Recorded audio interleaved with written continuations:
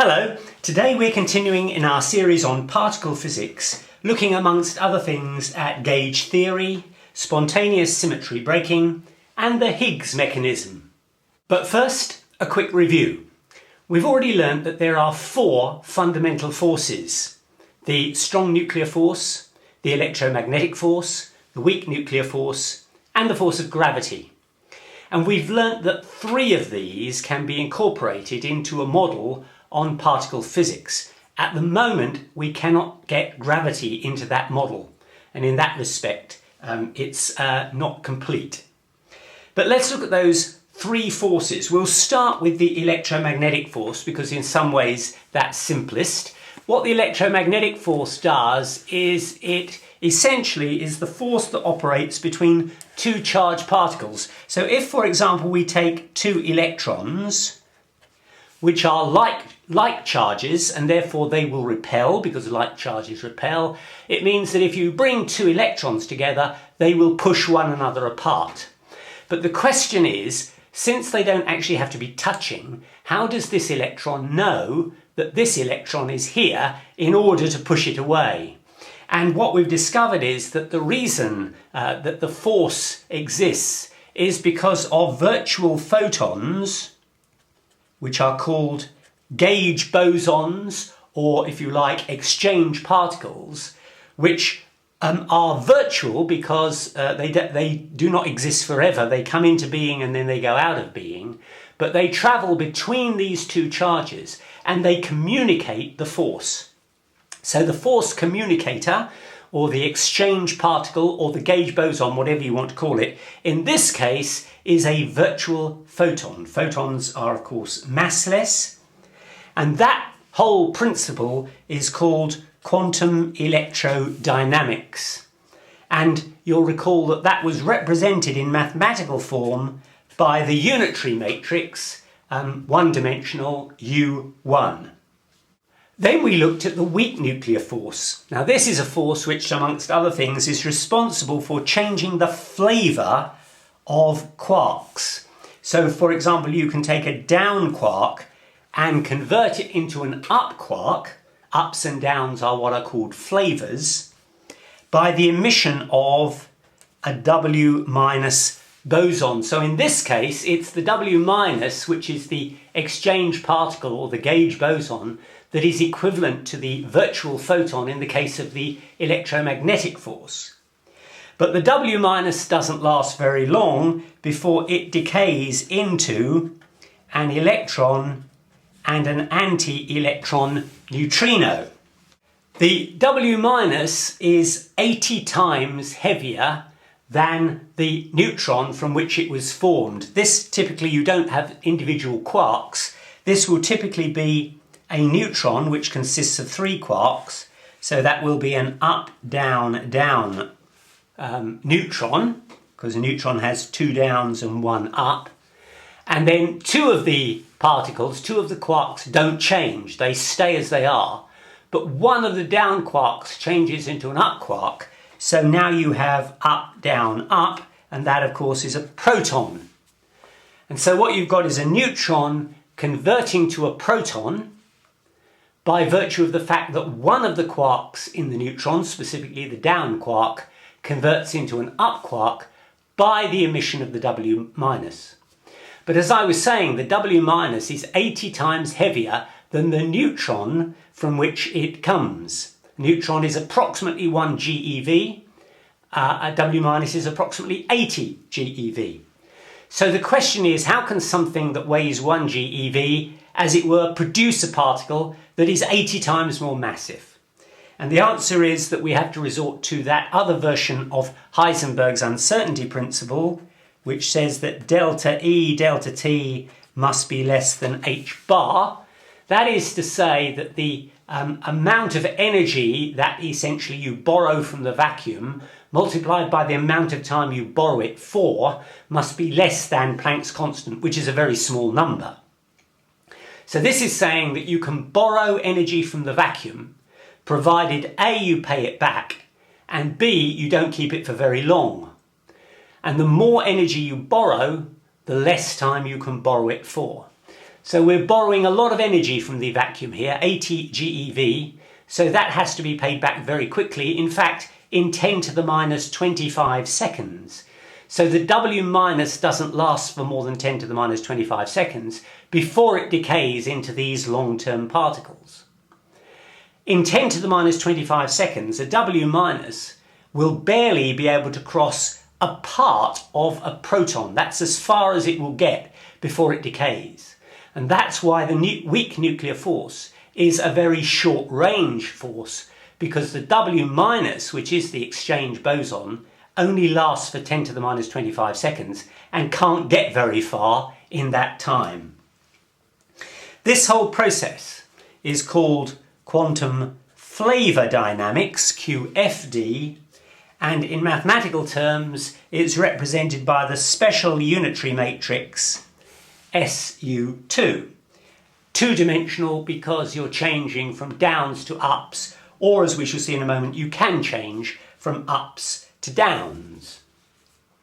Let's just look at this process of the down changing to the up via the emission of a W minus particle in a little bit more detail.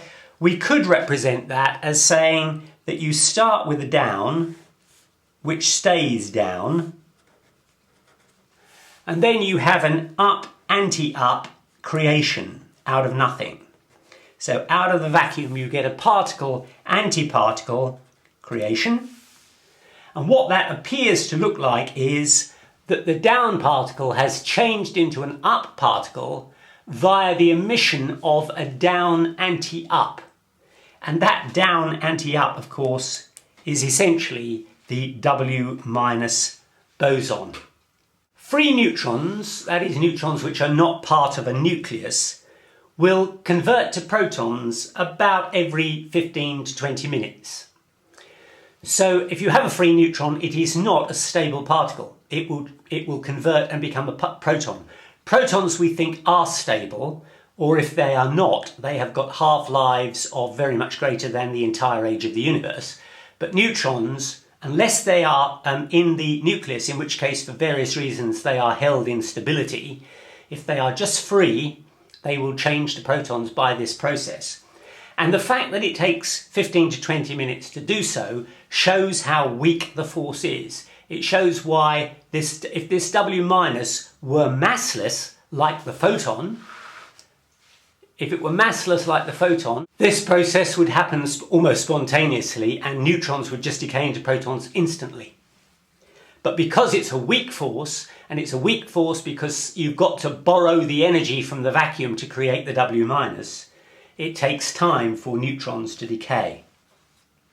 Now I mentioned that it's also possible for protons to decay into neutrons, and the way that works is that you've got one of the quarks in the proton, which is an up quark, changing into a down quark by virtue of the emission of now a W plus. And that will quickly decay into a positron, which of course we'll find an electron and annihilate, and an electron neutrino, not an anti-electron neutrino now, because the antiparticle is the positron. And of course there are two other quarks which do not change, so there'll be an up and a down, an up and a down.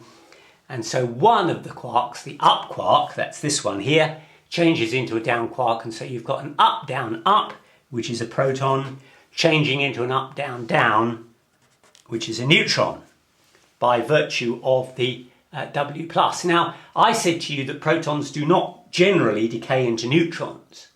So why is that? And the answer is that in this case, the neutron can decay into the proton because the neutron has a marginally greater mass than the proton. So since E equals mc squared, some of that mass can be converted into energy. So the neutron can decay into a slightly smaller mass proton, and the energy that's left, it doesn't of course create the W minus because there's not enough. That comes from the vacuum and has to be paid back by this formula. But the excess mass of neutron over proton is what can create the electron and the anti-neutrino. But when we come to this process, ordinarily this can't occur because the proton has less mass than the neutron, so you can't create a long-term particle when you've got less mass because there's no spare energy to create these additional particles here. So this arrangement can only occur in circumstances where you've got a huge amount of energy already available to you, for example, in the sun. And that's exactly what happens in the sun. The sun is just a huge ball of hydrogen. The electrons have been stripped off the hydrogen because it's so much energy there. So the hydrogen is ionized. Hydrogen without its electron is just a proton. So essentially the sun is just a massive ball of protons. And what is happening is that some energy is available to enable protons to convert to neutrons. And then you can take 2 protons and 2 neutrons and bring them together and form what is essentially an alpha particle, the nucleus of helium, and ultimately that's all the sun is doing. And it takes 10 billion years for the sun to do that. It's been going for 5 billion, it's still got 5 billion to go. And the reason that it takes 10 billion years is because the W plus particle is so massive at 80 GeV. And because it's so massive, it has to borrow energy from the vacuum in order to create the W plus, which lasts for about 10 to the minus 15 seconds before it decays. If the W plus were massless, like the photon, this process would happen almost instantaneously. The sun would burn out in about a few million years, if that. And so there would never be any prospect of life forming because there just wouldn't be long enough for it to do so. So it's actually the reason we are alive is because the W plus has 80 GeV of mass. That makes this process weak. In other words, it rarely happens. So protons do not spontaneously decay into neutrons. Even in the sun, it takes a while. Think about it. There are protons in the sun that have been there for 5 billion years and they still haven't converted into neutrons. And there are some that won't even for another 5 billion years. So it's the weak nuclear force, the SU2, that causes the sun to shine. Finally, let's look at the strong nuclear force. In the case of the strong nuclear force, this is where the colours of the quark, remember they aren't coloured at all, this is just a way of labelling them, but where, for example, a red quark, this is a red quark, meets up with the position where you get a blue anti-blue creation out of nothing. This is just matter-antimatter creation from nothing. And so what appears to happen is that a red quark converts into a blue quark via the emission of a red anti-blue particle, and that particle is called a gluon. And that is called quantum chromodynamics. And because there are 3 colours of quarks, red, green and blue, you need a 3 by 3 matrix, and that's the special unitary matrix 3. And that's what's happening in the middle of the nucleus. That's what holds the protons and neutrons together. It's also what holds the quarks together within the proton and the neutron. And look, you can see the way that works. You could draw a Feynman diagram whereby you have a red anti-red combination. Here's a red anti-red. The 2 come together and annihilate here. And you can have a blue, take that blue through the red there, you can have a blue anti-blue creation.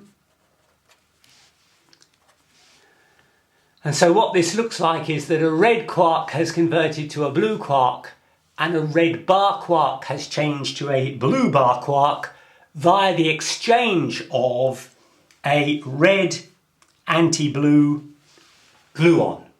And it's that combination of gluon exchange that goes on in the sun, which is essentially the exchange particle. The gluon is the exchange particle that creates the force, the strong nuclear force, that holds both the nucleus and indeed the nucleons together. Now I just want to think about gauge theory, or sometimes gauge symmetry, and this is very simplistic. Basically, you could think of gauge as meaning the same as coordinate. And in order for gauge theory to work, you need what's called gauge invariance, or in my terms, you could call it coordinate invariance. Imagine that this is the surface of the Earth, and that there is a region above the surface of the Earth, let's say the first 30 meters or so, where the gravitational acceleration can be regarded as pretty much constant. If I were to say to you, what is the potential at that point? What is the gravitational potential at that point? You couldn't actually tell me, because you don't know where my coordinate system is. You might think that I mean, what is the potential with respect to the surface of the Earth? And if that is true, you could tell me. But I might mean, what is the potential with respect to the top of a table? In which case it would be different. What I have done is to change my coordinate frame from one where the frame of reference has 0 at the surface of the Earth to one where the coordinate frame has 0 at the surface of the table.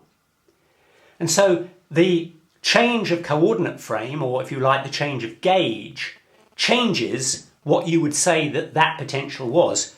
But if I asked you what was the potential difference between 2 points, the gravitational potential difference between 2 points, now you can tell me, and that potential difference is entirely independent of where I set the coordinate frames. It doesn't matter. You could do the same sort of thing with a wire, and I could say to you, here is a wire, what is the electric potential at the end of that wire? You wouldn't know, unless I gave you 2 wires and asked you to measure the potential difference between the 2. And then it wouldn't frankly matter if one wire was at 9 volts and the other was at 0 volts, or one was at 109 volts and the other was at 100 volts. Either way, you're still going to measure a potential difference of 9 volts.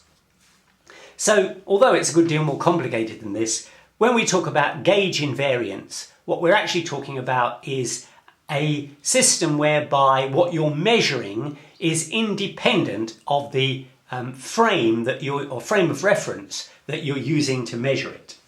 So since the mathematics of the weak and the strong forces, the SU2 and SU3,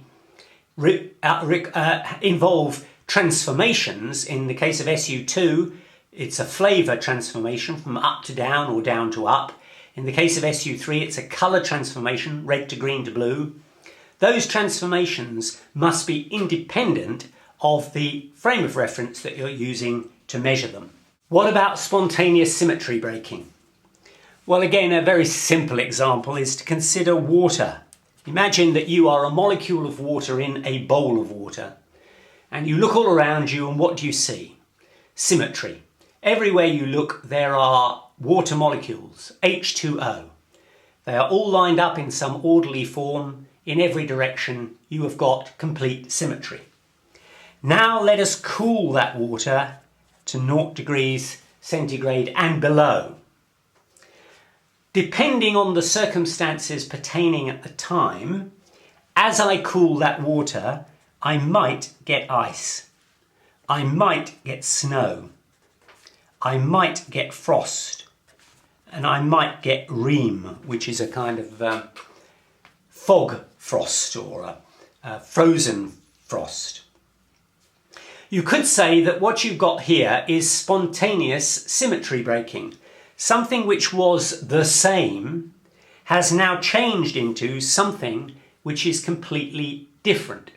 And if you look at things like, for example, the snow crystal, which I can't draw very well, but it has that kind of hexagonal shape to it. That, in a sense, is symmetric, but only if you rotate it every 60 degrees. If you rotate that shape by 30 degrees, it wouldn't be symmetric anymore, certainly not symmetric with the original form. It wouldn't be gauge invariant in that sense. But in a sense, what we're saying is that you start with something that is exactly the same, and you end up with things that are, or appear to be, completely different. And that, in essence, is the argument about how the forces were formed. The argument goes like this. At the time of the Big Bang, which was about 13.7 billion years ago, there was a single force. There was energy, but in a sense it's rather like the water. Everything is the same. There is energy, there is, as it were, one force. But at the time of the Big Bang, huge energy equals temperature, so massive temperature, and then things begin to cool. And when you get to some ridiculously small time, which is 10 to the minus 46 of a second, different books will give you slightly different times, but the idea is that one of the forces separates out. That's the force of gravity. That's the one that we do not yet include in the particle physics theory of all the forces. And then after 10 to the minus 36 seconds, so still ridiculously small, the gravity is there, but now another force falls out, and that's the strong nuclear force. And then between 10 to the minus 36 seconds and 10 to the minus 32 seconds, you get what's called a period of massive inflation. No one's quite sure why, or indeed even if it happened, but generally that's the thinking, that the universe suddenly expanded dramatically. Now remember, this is only 10 to the minus 32 of a second after the Big Bang. So what we're really talking about is a universe expanding from the size of a proton to the size of an orange. You know, we're not talking massive at this stage, but nonetheless, that expansion in that amount of time is huge. And then the pattern goes on that at 10 to the minus 12 seconds, gravity is still there. The strong nuclear force, of course, is still there, but now the other two forces separate out to become the weak nuclear force and the electromagnetic force. And so from a single force, the argument is that within 10 to the minus 12 of a second, 1 million millionth of a second, all the four separate forces have fallen out and are quite different. If we just complete the picture, by 10 to the minus 6 seconds, which is 1 millionth of a second, you get what's called quark confinement, which I'll come on to in a moment, which basically means quarks can never live by themselves again. They always bundle together in twos or threes. Within 3 to 20 minutes, you have the basis of nuclei. In other words, protons and neutrons are coming together really only to form things like the hydrogen nuclei, the deuterium nuclei, and the helium nuclei. That's basically all you'd get. But it would take another 380,000 years before you got atoms.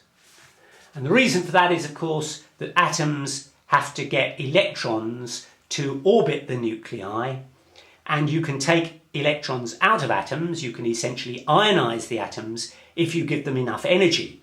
And the problem is there's too much energy going around for the electrons to be captured by nuclei. They can easily be ionized. So all the electrons are free until 380,000 years after the Big Bang, at which point the temperature has cooled sufficiently that the nuclei can start getting the electrons bound to them and forming atoms of hydrogen and helium. So the argument goes that from a single force, four separate forces have fallen out. Let's look at those forces and just compare them. First of all, we'll take the strong nuclear force, which will give a relative strength of 1, just so we can compare all the others. That operates, of course, only within the nucleus, so 10 to the minus 15 meters, and the force carrier, or the gauge boson, is the gluon.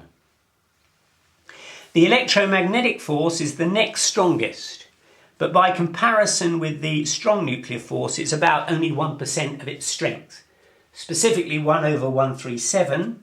137 is the fine structure constant. The range of that force is infinite because it's a 1 over r squared force. As the distance increases, the strength of the force decreases, but it never reaches 0. And the gauge boson, or the exchange particle for the electromagnetic force, is the photon. Next we have the weak nuclear force, and the relative strength compared to the strong nuclear force is about 10 to the minus 6.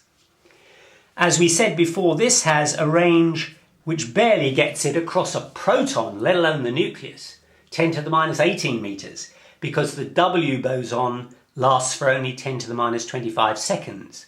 So its range is very, very short. And the bosons are the W minus, the W plus, and a boson we haven't come across yet, the Z. The W minus is the gauge boson that carries away a negative charge. The W plus is the gauge boson that carries away a positive charge. The Z is neutral, so you have a Z gauge boson wherever you have neutral particles interacting, and that would, for example, be the neutral neutrinos. And then finally we have gravity, whose strength is about 10 to the minus 38, that of the strong nuclear force. It's pathetic by comparison, but like the electromagnetic force, it has an infinite range because it's a 1 over r squared, and nobody knows whether or if it has an exchange particle, but if it has, then that particle would be called the graviton. But I put it in brackets because A, we don't know whether it exists, and even if it does exist, we've never found it. So if you look at this, you'll find that there are hugely different strengths of these forces and hugely different ranges for these forces. Well, in fact, there's two that have an infinite range and two that have ranges within the size of a nucleus. And yet we are asserting that all of them fall out of a single force. So how can that be? Hold that thought and we'll come back to that a little later. But first, I just want to bring to your attention an experimental fact when we are talking about quantum flavor dynamics, that is where quarks change their flavor. So I'm going to redraw the diagram where the down quark changes to an up quark. Typically, of course, this is where a neutron changes to a proton. So you would have an up-down and an up-down, and those two quarks, the up and the down, don't change. But the third down quark changes to an up quark. So this is a neutron which changes to a proton.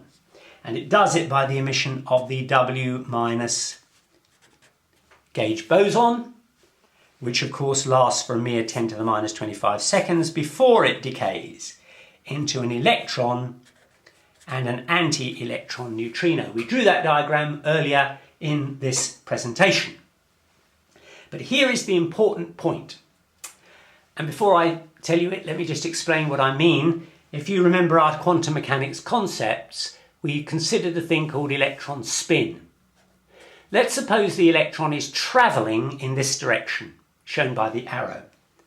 I can measure the spin of the electron in any axis or any direction I like. I choose to measure it along the direction of travel of the electron. And we know that when you measure the spin of an electron, you can only get one of two answers. You will either get up or down with respect to the coordinate you choose to measure along. So in this case, up will be in the direction of travel and down will be contrary to the direction of travel. And what we mean by up or down is essentially the direction of the axis, and consequently the spin is around that axis. So if we are measuring an up spin, that means that if we're viewing from here, that means that the electron will be appearing to spin clockwise, or we could call that a right-handed spin. On the other hand, if we're viewing from here an electron whose spin is down, then that will appear to be anti-clockwise or counterclockwise, and we could call that left-handed. So in a sense, all you're doing is calling right-handed or left-handed whether or not the spin is measured as up in the direction of travel or down in the direction of travel. And what we find experimentally, so this is an experimental fact, when the down quark changes to an up quark by the emission of a W- boson, which then decays into an electron and an anti-electron neutrino, the electron is always a left-handed electron. You never get a right-handed electron. What is actually happening in terms of charge in this diagram is that the W- is carrying away a negative charge from what was a neutral particle, the neutron. And if it carries away a negative charge, then for charge conservation, it must leave a positive charge, which is why the proton has a positive charge. Similarly, when the W- decays, for charge conservation purposes, it must bestow its charge onto one of these particles. Of course, it bestows its charge onto the electron. But what you could consider, this is a way of looking at it, is that for the purposes of the weak nuclear force, not for the purposes of just general electromagnetism, of course, because right-handed and left-handed electrons are, of course, both charged. Electrons are charged particles, you can't get away from that. But for the purposes of the weak nuclear force, which is what we're talking about here, you could argue that the W- can only bestow its negative charge on the left-handed electron because for the purposes of the weak nuclear force, only a left-hand electron has a charge, a right-hand electron does not. Now I repeat, of course electrons, whichever way you measure them, for the purposes of the electromagnetic force, have charges. But what you could consider, the way you can think about this is that the W- bestows its charge on the left-handed electron because for the purposes of this particular weak nuclear force, the right-handed electron cannot accommodate a negative charge. That's the sort of way to think about it. But we know that right-handed electrons can change into left-handed electrons and vice versa. We know that for at least two reasons. The first one is this diagram I've just drawn you here. And let me just redraw it. Let's say this is the direction of travel. And let's say that I'm viewing the electron from here. And let's say that I do indeed measure a left-hand electron, which means that the spin is counterclockwise as viewed from here. Now, electrons do not travel at the speed of light, so it's theoretically possible that I could run along and get in front of the electron and then view it from here. The electron hasn't changed, it's still spinning in exactly the way it was before, but from my new perspective, I will see that an electron that was spinning counterclockwise, I'll say that again, was spinning counterclockwise when viewed from here, will now appear to be spinning clockwise when viewed from here. Try it yourself. If you simply turn something in a direction that's anti-clockwise when you're behind it, so this is anti-clockwise, if you now look in front of it, you will see that that actually appears to be clockwise. So in other words, the left-hand spin electron viewed from here has become a right-hand spin electron when viewed from here. It hasn't changed at all, it's just the gauge, if you like, or the way I've looked at it has changed. So I can actually see a right-hand electron simply by overtaking it and looking at it the other way. But we also know that you can get electrons that change from left to right from the Dirac equations, which we derived in an earlier video in this series. And let me just remind you what they were.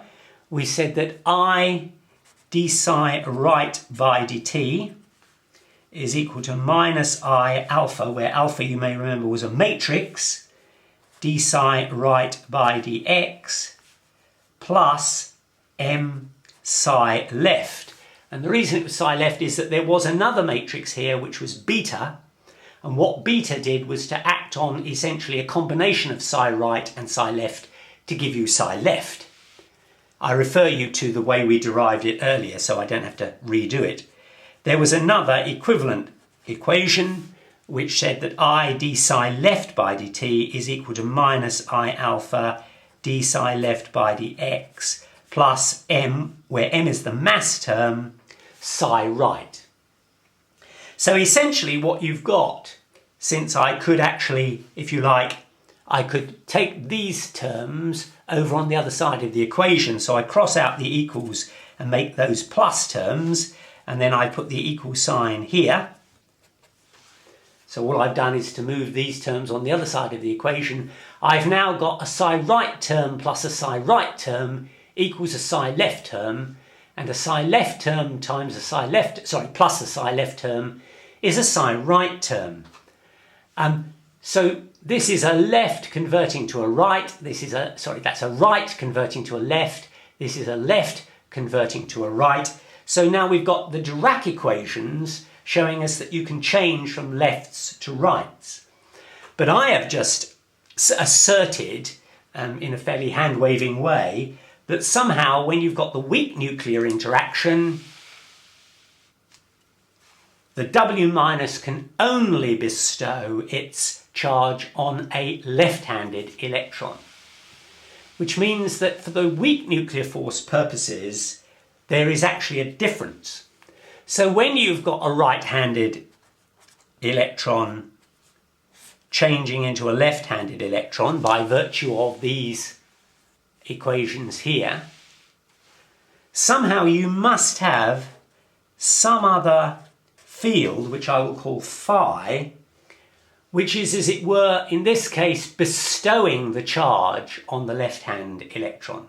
Because we're saying that for the weak nuclear force, the right-hand electron doesn't carry charge, but the left hand does. Or similarly, if you want to draw the other diagram, when the left hand changes into a right hand, there is a kind of a opposite version of the field, which I describe as phi bar, which interacts in order to, as it were, absorb the left-handed charge and produce a chargeless right-hand electron. I say it again, this is for weak nuclear force purposes only, not in terms of electromagnetic. So we also said in particle physics that this is all really about quantum field theory. These particles are not really particles at all, they are excitations of fields. So actually these are fields which are interacting. The right-hand field interacts with another field, which I have called phi, to produce the left-hand field, and vice versa. What is this thing called phi? Well, of course, it's going to turn out to be the Higgs. So let's just draw the this thing called phi. Let's draw phi, and we'll consider, all fields have energy. Let's consider the potential energy stored up in this field called phi, and let's suppose that it has a pattern that looks like this, which is something you might think to be the case. When the field has a value of 0, the energy has a value of 0. But as the field increases, so the energy increases. Now that you might think is a perfectly reasonable pattern. If there were such a field, then of course the lowest energy state, where would you sit in order to minimize your energy? The answer would be at a point at which the field phi had a value of 0. And if the field phi has a value of 0, it isn't going to do much good when you interact it with left and right-handed electrons, because it's not going to have any value, because its value is 0, to have any effect.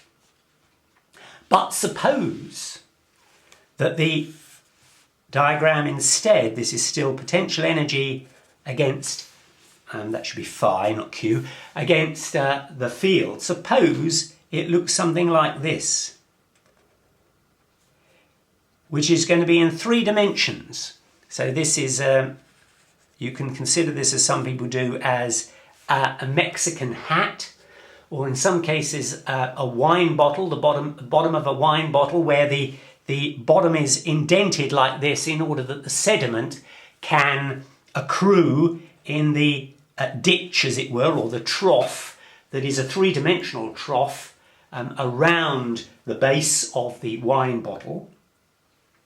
You could consider of course, if you took, let's say this is a wine bottle, I could think about balancing a marble on the top of the inverted part of the bottom of the bottle. And if I was very, very careful, I could just about get an equilibrium, and that would be perfectly symmetric. But it would be inherently unstable, because I've only just got to knock that bottle a little and the marble will roll down into one of the troughs. Now, which way will it roll down? We have no idea. It will roll down into a trough somewhere around this base. And then it will be stable. Once it's rolled down, let's say to here, it's stable. It is at its lowest potential energy. But the field now has a value. Instead of being zero, the field has a value and therefore can interact with the fields of these other particles. Now, let's take this marble analogy a little bit further. We can't go too far with this because it doesn't quite work, but for introductory purposes, I think this is okay. This marble can do two things in terms of movement. Firstly, it can just roll around the trough at the bottom of the bottle. And when it rolls around the trough, it is staying at potential energy equals zero. So no energy is required to roll around the bottom. And that was called the Goldstone boson. It's a massless particle because it has it requires no energy. The other thing the marble can do is to oscillate up and down these walls. So it can kind of, oscillate around, not around the trough, but as it were up and down the sides. That, of course, does take energy. In fact, it takes quite a lot of energy because these are very steep sides. And when it oscillates, that is called the Higgs boson. And it's the Higgs boson that is effectively the exchange particle that gives certain of the fundamental particles their mass. And I've done a separate video on the Higgs, which you'll find in the playlist on particle physics. And you may want to stop and look at that now. So now let's get back to that question of what makes the four forces significantly different when we are asserting that they all came from the same basic force at the time of the Big Bang. Well, let's consider first of all gravity and electromagnetic forces. Those are the two that are infinite in range. And we could, as it were, have an analogy of a light beam. A light beam's intensity falls off as 1 over r squared. In other words, the further you go away, the intensity falls off 1 over r squared. In exactly the same way that the gravitational force and the electromagnetic force fall off on a 1 over r squared term. They are infinite because no matter how far you go away, no matter how large r is, 1 over r squared never gets to zero. So using this analogy, what could we do to create a situation where that light beam had a very, very small range? Well, the answer is we could confine it. We could put it in a box. And if we put it in a box, now the light has a very narrow range, the range of the box. It can't get out, as long as the box is not transparent, but if it's a cardboard box, you can't see the light anymore. That's called confinement. And that, in essence, is what happens for the strong nuclear force. The force is confined within the nucleus. The other thing you could do with this light, in order to stop it from having an infinite range, is to surround it by a bit of fog. Now here you'll have to work with me on the analogy because fog doesn't quite work like this. Fog tends to reflect light or cause it to scatter. I want you to imagine that there's a fog around this light which absorbs the energy and thus prevents it from travelling very far. So that is, in a sense, what is happening with the weak nuclear force. That the whole energy is just absorbed before you can get very far. And so here are ways in which, analogies in which you can imagine you've got the same force. For two of them, you've got an infinite range. For the other two, there are mechanisms which happened when the spontaneous symmetry breaking took place, which effectively reduced as it happens, extremely reduced the range of those forces by virtue of confinement or absorption. How does quark confinement actually work? Well, let's take a particle. It could be a neutron, it could be a proton. It consists of 3 quarks. And the reason I've drawn it like this is we're going to have some kind of experiment which is going to attempt to separate out one of the quarks. So we've got to essentially find some experimental mechanism of pulling one quark away from the other 2, in the hope that we can then break the bond, and we are then going to have what we want, which is an isolated quark. Now it turns out that what happens is, as you try to do this, as you pull this quark further away from these 2, the energy between the 2 parts increases.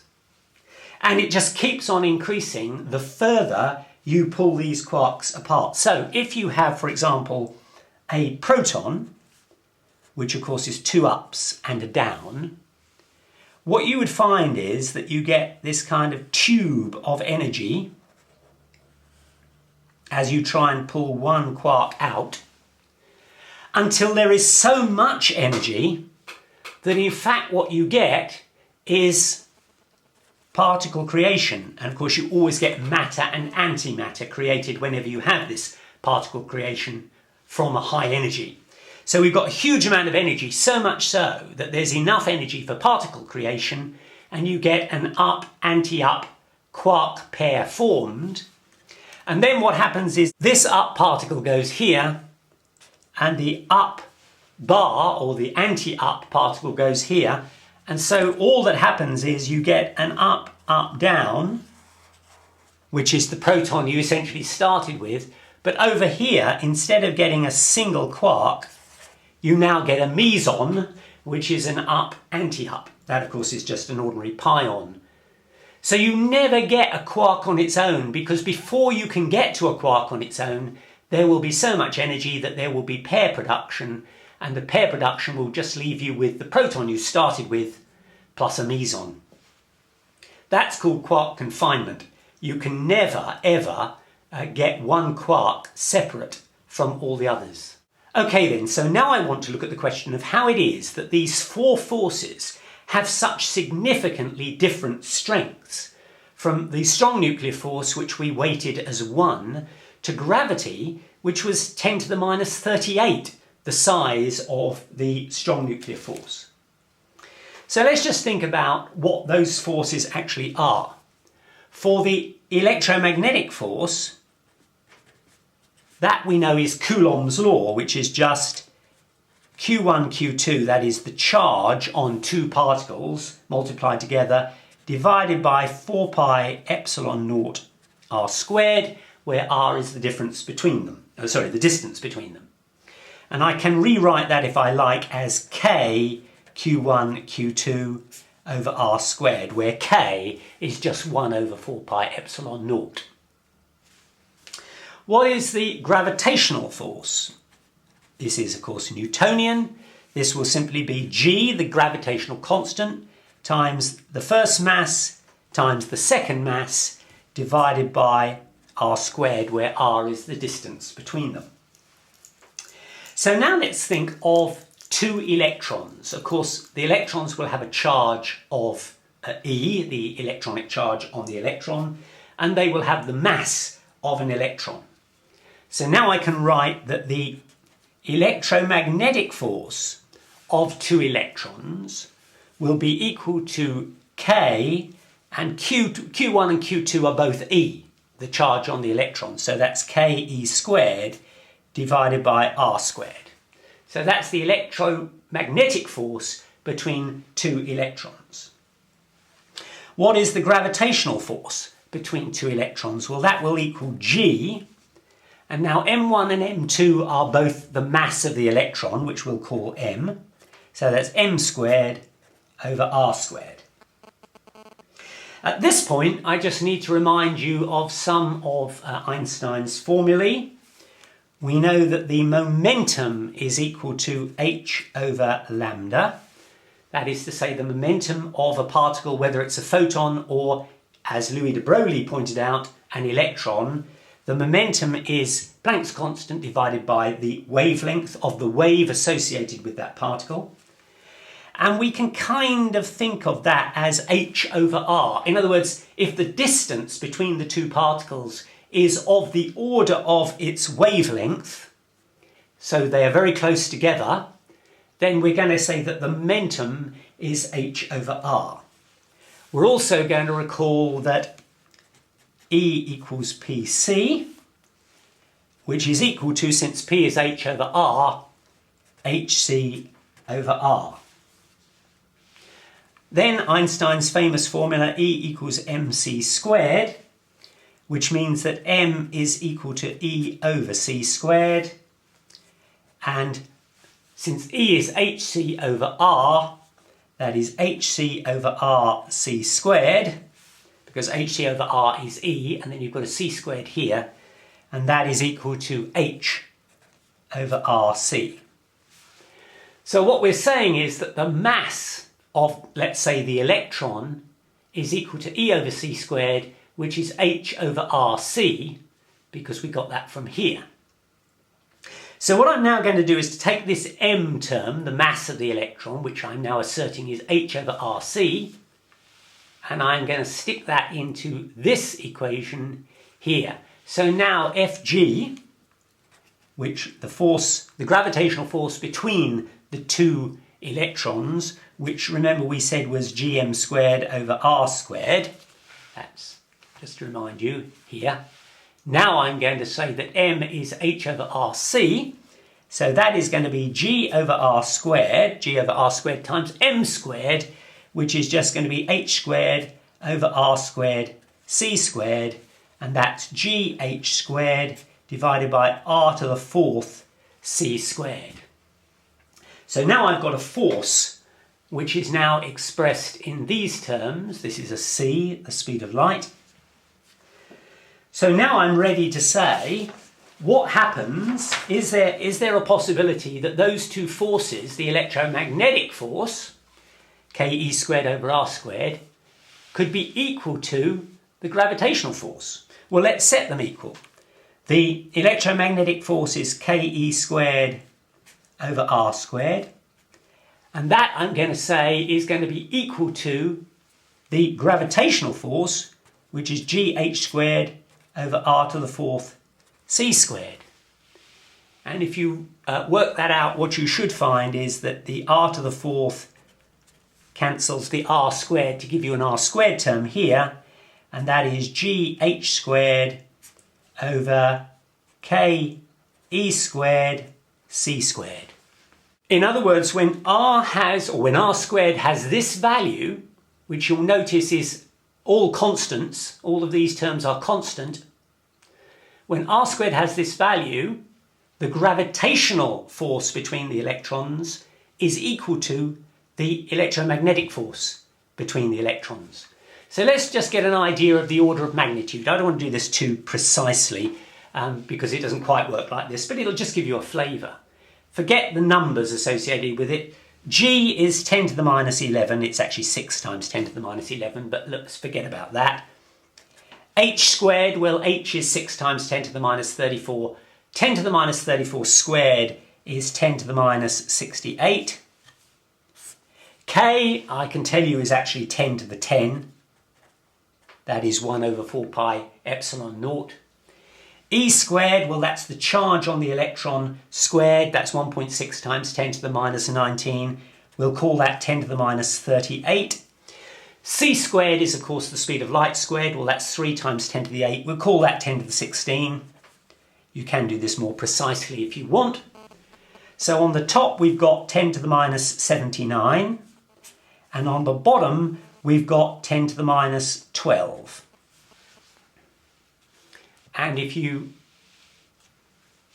that of course is going to become 10 to the minus 67. And that of course is r squared, which means that r is, to all intents and purposes, 10 to the minus 33 meters. So when 2 electrons are 10 to the minus 33 meters, which is of course amazingly absurd small distance. When they are that separated, the gravitational force and the electromagnetic force are the same. And of course, when you talk about the Big Bang, you're talking about something that grew from essentially what we call a singularity.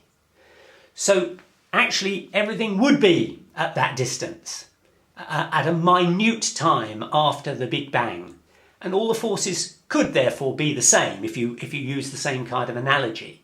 We've got the gravitational and the electromagnetic force being the same if they are this distance apart.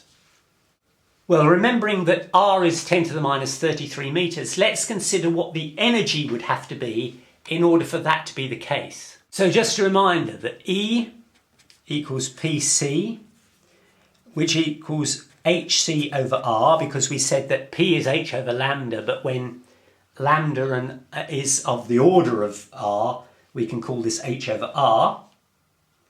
And what is that going to be in numbers? Well, again, we're just doing a hand-waving exercise. H is 10 to the minus 34. C is 3 times 10 to the 8, so we'll call that 10 to the 8. And R, we said, was 10 to the minus 33.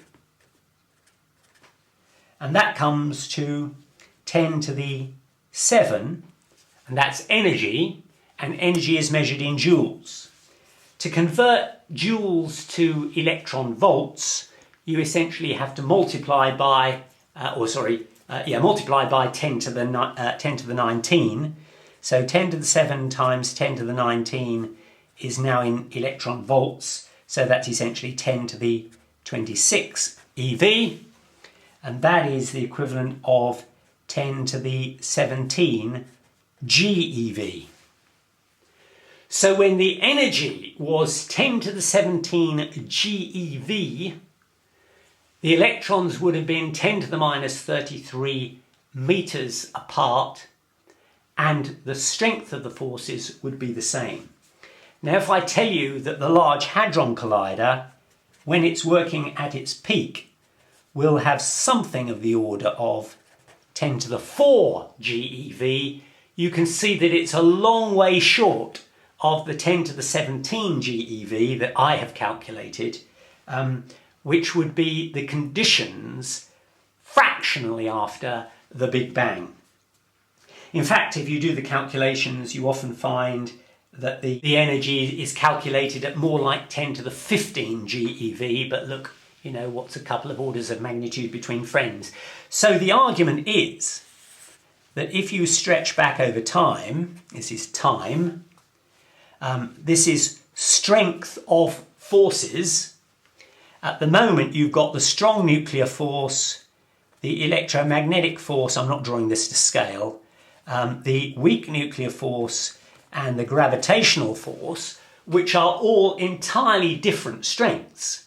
In fact, gravity is 10 to the minus 38, the size of the strong nuclear force. But the argument is that if you plot those back to the time of the Big Bang, what you find is that at that point, they all had the same strength, but the energy at that time was about 10 to the 15 GeV. I calculated it as 10 to the 17, but hey, never mind. So that's the thinking, that they all had the same strength when they were at incredibly high energy, where the particles were incredibly close together, but that spontaneous symmetry breaking has led to a situation where it looks as though we've got 4 completely different types of forces. But in fact, the assertion is that they all stem from the same.